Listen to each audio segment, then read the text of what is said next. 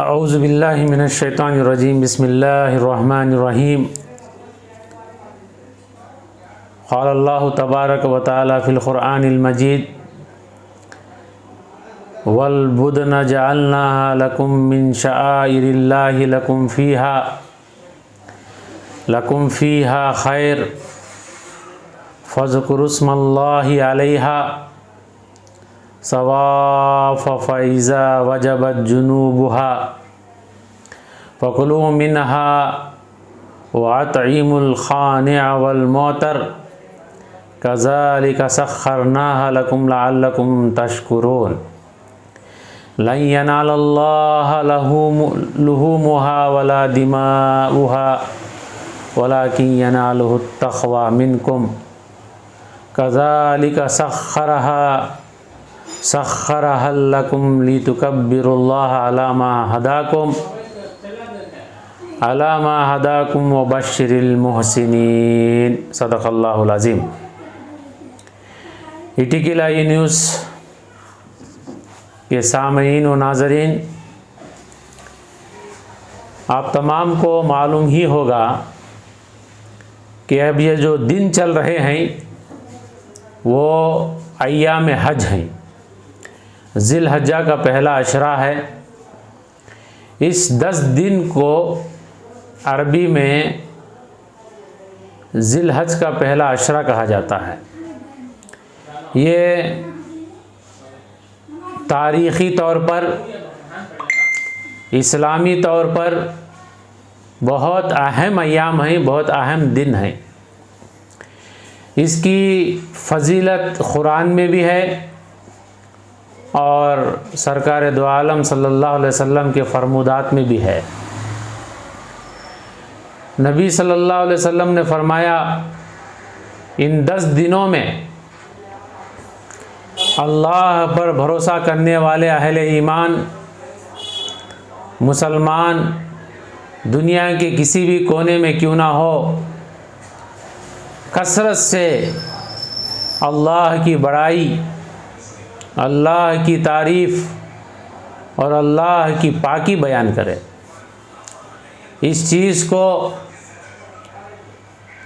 कसरत के साथ सहाबा इकराम रज़ियल्लाहु ताला अजमईन अमली तौर पर अपने ज़िंदगी में नमूना पेश किया है।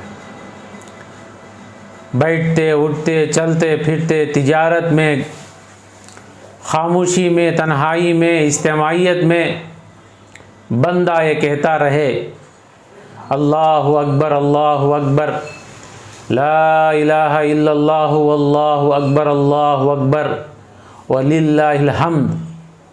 ये जो तकबीरात तशरीक़ हैं, जिनको तकबीरात कहा जाता है, अल्लाह की बड़ाई, अल्लाह की वहदानियत, तौहीद और उसके शुक्रगुजारी के अल्फाज हैं। और दूसरी बात, इन दिनों में ये कही गई खुसूसी तौर पर कि ये दिन इजहार मोहब्बत, अल्लाह के साथ बंदों की मोहब्बत, अल्लाह के साथ बंदों की ग़ुलामी का आला नमूना ज़ाहिर हो। जैसे कि हज़रत इब्राहीम अलैहिस्सलाम अबुल अंबिया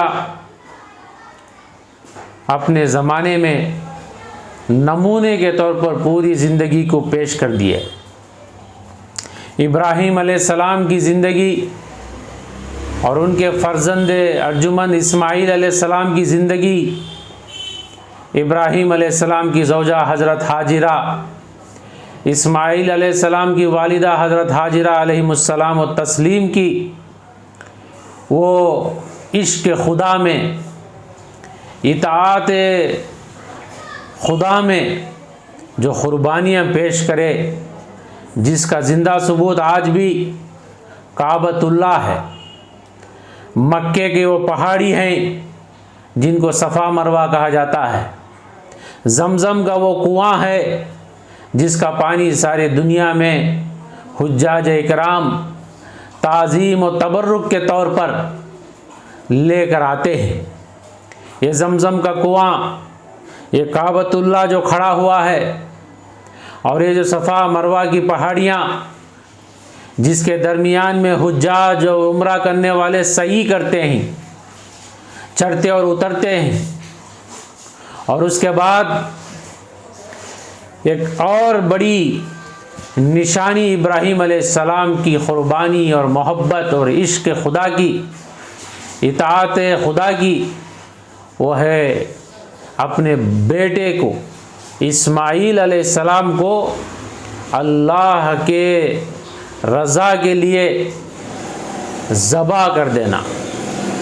ये ज़बा करने की जो हरकत है अल्लाह ताला को इतना पसंद आई, अल्लाह ने इस्माईल अलैहिस्सलाम के बदल में दुम्बे को जन्नत से नाजिल किया और दुम्बे की क़ुरबानी को कबूल कर लिया गया।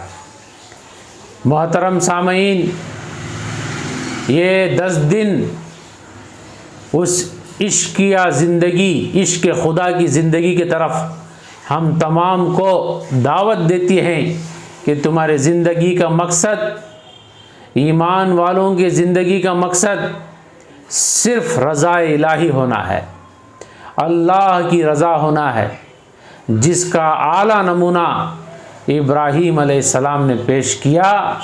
उसी की नकल, उसी की कॉपी के अंदर आज दुनिया के कोने कोने से लोग मक्के को पहुंचकर काबतुल्लाह में जो आमाल करते हैं, वही वो हरकतें हैं जिनको अल्लाह ताला ने क़ियामत तक के लिए जारी कर दिया, अजर रख दिया, इबादत करार दे दिया, हर मालदार ईमान वाले के लिए फ़र्ज़ करार दे दिया। ज़िंदगी हो ईमान वाले की तो इब्राहीम अलैहिस्सलाम और उनके फ़र्जंद इस्माईल अलैहिस्सलाम और इन दोनों के दरमियान में वो ख़ातून हाजिरा अलैहिस्सलाम की जैसी ज़िंदगी हो, ये कामिल और मुकम्मल इताअत का नमूना है। हमारे नबी सल्लल्लाहु अलैहि वसल्लम को ख़ुद फरमाया गया कि आप मिल्लत इब्राहीम को अपनाइए, इब्राहीम अलैहिस्सलाम के तर्ज़ ज़िंदगी को अपनाइए, इब्राहीम अलैहिस्सलाम की क़ुरबानियों जैसे क़ुरबानियाँ आप अपने ज़िंदगी में अपने उम्मत में आम कीजिए। सामईन इकराम, आज उम्मत मुस्लिमा में जहाँ भी दुनिया के कोने कोने में मौजूद है, अल्हम्दुलिल्लाह किसी न किसी दर्जे में हज को जाने वाले हज को जाते हैं, और जिनको हज जाने मैसर नहीं होता, एक अमल तो इब्राहीम अलैहिस्सलाम का ज़रूर करते हैं, वो है क़ुरबानी, जानवर की क़ुरबानी। कुछ लोग बकरे की क़ुरबानी, दुम्बे की क़ुरबानी करते हैं, कुछ लोग बड़े जानवर की क़ुरबानी करते हैं, कुछ लोग ऊँट की क़ुरबानी करते हैं। दरअसल ये जानवर की क़ुरबानी असल नहीं है, असल तो वो जज्बा है, वो अंदर की दिल की कैफियत है जिसे अल्लाह ताला कबूल करते हैं। अभी जो आयतें मैंने आपके सामने तिलावत की वो सूरह हज की इसी क़ुरबानी के मुतालिक की आयतें हैं, जिसमें अल्लाह ताला ने फरमाया कि क़ुरबानी के जानवरों के अंदर जो तुम्हारे साथ इताअत, क़ुरबानी का जानवर जो तुम्हारे कंट्रोल में हो जाता है, अल्लाह ने कहा ये तुम्हारा टैलेंट नहीं है, ये हम जानवर को हुक्म देते हैं कि वो तुम्हारे कंट्रोल में हो जाए। वरना ऊँट को इंसान काबू कर ले, वरना बड़े बैल को इंसान काबू कर ले, वरना जंगली दुम्बे को इंसान काबू कर ले, ये उतनी मजाक की बात नहीं है और आसान बात नहीं है। अल्लाह ने फिर फरमाया, जब तुम ये जानवर को अल्लाह के रास्ते में अल्लाह के नाम पर ही कुर्बान करते हो, तो इस जानवर के गोश्त को, खून को, खाल को, उसके जिसामत को, उसके साइज़ को अल्लाह नहीं देखता, बल्कि तुम्हारे दिल के अंदर जो कैफियत है, जो नीयत है, जो इरादा है, उसको देखता है, जिसको कुरान कहता है लन यनालल्लाह लुहूमुहा वला दिमाउहा वलाकिन यनालुहु तक़वा मिनकुम। अल्लाह ताला के पास ना तुम्हारा गोश्त पहुँचता है, ना तुम्हारा खून पहुँचता है, ना तुम्हारा कुछ ऐसा ज़ाहिरी चीज़ पहुँचती है। अल्लाह के पास कोई चीज़ पहुँचती है वो तुम्हारे दिलों के इरादे, तुम्हारे नीयतें, तुम्हारे अंदर पाए जाने वाले अल्लाह के ताल्लुक़ से खौफ, वो अवेयरनेस अल्लाह ताला देखते हैं। सामईन इकराम, आखिरी बात यही है कि जानवर के ताल्लुक़ से जो हिदायत हैं, ऐबदार जानवर ना लिया जाए। छोटा जानवर हो तो 1 साल, बड़ा जानवर हो तो 2 साल की उम्र का लिया जाए, और उस जानवर के साथ जिस सलीक़े के साथ और सुन्नत नबी सल्लल्लाहु अलैहि वसल्लम के तरीक़े के साथ ज़िबा करना है वैसे ही ज़िबा किया जाए। ज़िबा करने के बाद गोश्त जो आएगा, अल्लाह ने हुक्म फरमाया तुम भी खा सकते हो, तुम्हारे अलावा तुम्हारे रिश्तेदारों को, पूछने वालों को वो गोश्त का हिस्सा तकसीम किया जाए। खुसूसी तौर पर देखा गया, बकरा जब ज़ुबा होता है बहुत बड़ा हिस्सा गोश्त का घर वाले रख लेते हैं। हालांकि नीयत ही ये होना चाहिए था कि ये जो हमारा जानवर ज़बा हो रहा है ये अल्लाह के लिए है। अल्लाह के लिए का मतलब ये होगा कि अल्लाह के मोहताज बंदों में ज़्यादा से ज़्यादा इसका गोश्त तकसीम हो। इसी में तीसरी बात यही है कि क़ुरबानियों के बाद गंदगी जो पड़ेगी जानवरों की, उसे गलियों में, बाज़ारों में, यहाँ वहाँ फेंक कर इस्लाम को और इस्लामी आमाल को बदनाम होने का ज़रिया हम ना बने। गंदगी को संभाल कर गाँव के बाहर जो डंप यार्ड्स बनाए गए हैं या म्यूनसिपाल्टी के ज़रिए से जो इंतज़ाम होगा बराबर उसमें डाला जाए। और इसी में चौथी बात यही है कि जो खाल चमड़ा बचता है, अब तो चमड़े की कीमत गिरा दी गई, फिर भी चमड़े को यहाँ वहाँ ना छटे, उसे अगर कोई तलब कर रहा है उसे पहुँचा दिया जाए। पांचवी बात यह है, कुर्बानी बड़े जानवरों में हिस्सा लेकर कराने वालों के लिए, जो लोग बड़े जानवरों के हिस्से करते हैं अल्लाह से डरें। अल्लाह ताला खबीर है, अल्लाह ताला अलीम है, हर हरकत को, हर काम को देख रहा है। अल्लाह को आप धोखा नहीं दे सकते।